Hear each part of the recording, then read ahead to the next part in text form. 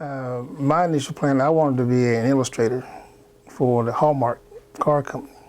So I figured the only way to do that was go into graphic design, which they used to call commercial art. So that's the route I started in. And how I got involved in sculpture was just pure accident.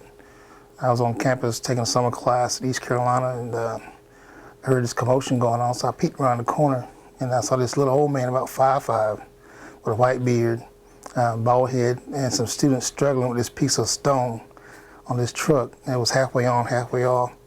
Evidently the cable snapped, so they was trying to keep it from falling and breaking on the ground. And so I said, you guys need some help. And I was playing football at the time in East Carolina, so I had been working out, and so I just put the stone on my shoulder and nudged it back on the truck. And they were really amazed that I could do that. So he told me that, we need some strong guys in our sculpture department. So he said, why don't you take my survey class in the fall? So he gave me a number, and I took the class, and as they say, the rest is history. If I rely on both my sketchbook and the inspiration I get from reading the scriptures, being a Christian and born-again Christian, I rely a lot on my faith to decide on what I want to do. Very seldom do I start a day out while out a quiet time or praying and asking for guidance, and even in my artwork. Some of the ideas come to me, may come in the middle of the night. I used to keep a sketchbook by my bed, but not anymore. So I guess it's all up here now. So eventually I put it on the sketchbook when I'm beginning to work on a project, but my main inspiration comes from the Word of God. It goes back when he just won the presidency, his first term, and we had a show down in Pine Bluff, and while he was governor, he was instrumental in getting funding for the Arts and Science Center down there, so they had a grand opening. They invited several Arkansas artists to submit work, and I was one of the artists they selected. And the first piece he saw of mine was called Uptown Saturday Night, which is a bronze sculpture of a dancing couple, and he really liked it. And at the time I was dealing with my father's sickness and illness in North Carolina, so I was going back and forth. And so I missed the opening, and therefore I missed meeting him at that time at the exhibition. He really liked that piece.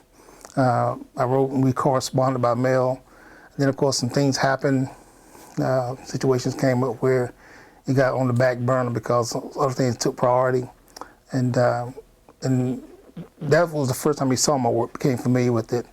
And then he, when they did the President Library in Little Rock, they called Arkansas artists to submit work for the opening of the Presidential Library.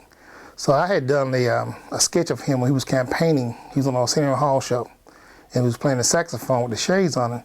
So I ended up drawing that piece in '92, but I didn't really execute the piece in bronze until 2003, 2004, in time for the opening of the President Library and the museum store.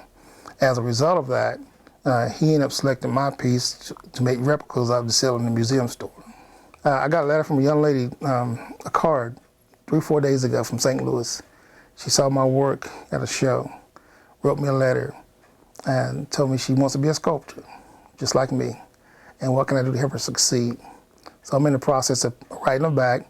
I'm going to send her a set of carving tools, some clay, some stone, and I'm going to send her one of my little small works to get her inspired to help her along the way.